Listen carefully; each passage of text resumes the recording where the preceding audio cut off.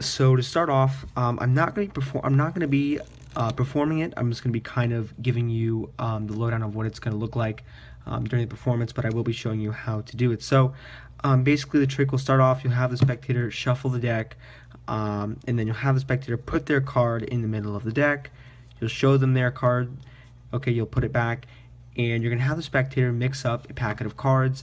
They mix up the pack and you give them the rest of the deck to mix up. So their card is supposed to be lost in the middle of the deck somewhere. And what you do is you take your hand in the spectator's hands and you put them underneath the table. So you have one hand under the table, and you take the spectator's hand and you put that on top of your hand.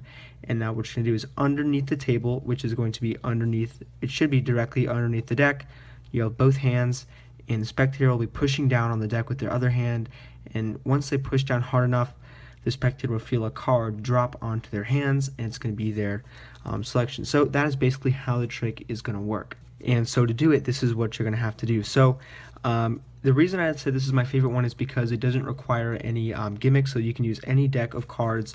So to start off, you can have the spectator shuffle up the deck, and if you can't have the deck signed, I would recommend having them pick the card face up, so this way the spectator doesn't feel as though you forced any cards. So let's say the spectator goes through, they pick a random card, in this case they have the jack. Alright, so if they picked it themselves, you don't really need to have them sign it unless you want them to sign it.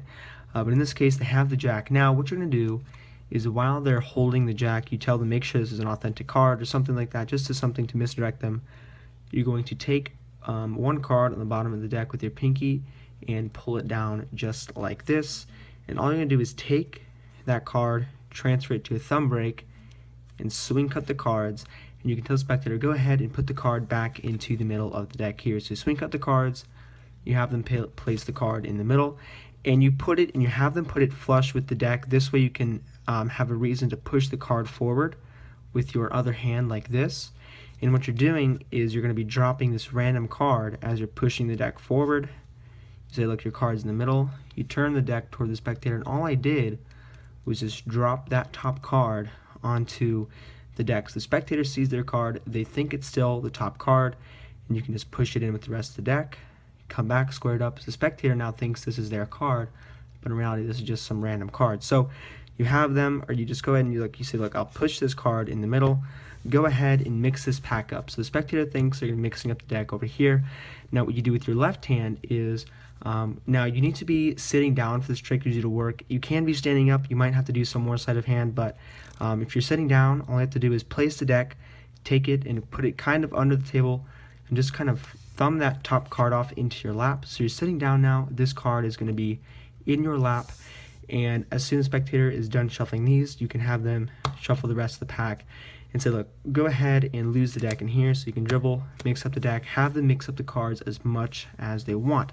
So now at this point in the trick, the deck is going to be shuffled and this card is still going to be in your lap. So in order to get it into the spectator's hands, what you're going to do is, let's pretend this is the entire table. So my hand is going to be, this is the top of the table. Underneath, you're going to take one hand and you're going to hold the card against the top of the table just like this. So now pretend the bottom of my hand is the bottom of the table, and underneath you're going to be holding the card just with your thumb, and this way your hand is completely open just like this, and you're going to have the spectator place their hand right on top of your hand.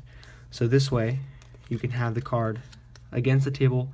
The spectator is not going to be able to feel anything in your right hand, and all you have to do is, now let's pretend this is underneath the table.